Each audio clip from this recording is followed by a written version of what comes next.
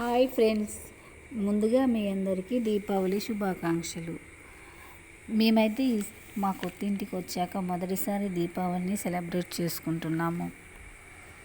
అందుకని ముందుగానే పూజా సామాగ్రి అంతా తీసుకున్నాము.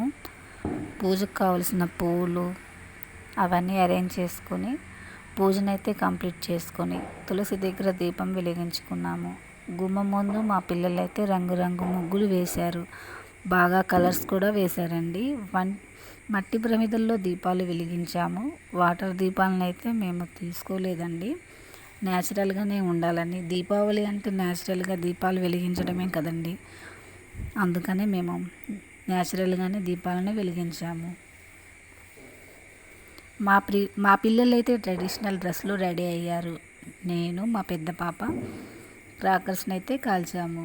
మా చిన్న పాపకి అయితే చాలా భయం అనిపించిందండి. తనైతే ఏమీ కాల్చలేదు. మా పెద్ద పాప నేను వీడియోలో చూపించినట్టు మా పెద్ద పాప నేనే క్రాకర్స్ని బాగా కాల్చాము. తనైతే మమ్మల్ని చూస్తూ వెనక వైపు ఉండిపోయిందండి. ఎనీవే ఏదైతే దానికి ఈ దీపావళిని మేమైతే బాగా సెలబ్రేట్ చేసుకున్నామండి. మీరందరూ కూడా బాగా సెలబ్రేట్ చేసుకున్నానైతే అనుకుంటున్నాను. నా వీడియో కనుక మీకు నచ్చినట్లయితే లైక్ చేయండి, షేర్ చేయండి, కామెంట్ చేయండి, సబ్స్క్రైబ్ చేసుకోండి. మీరు ఏ విధంగా దీపావళిని జరుపుకున్నారో నాకు కూడా కామెంట్లో తెలుపగలరు. Okay, bye.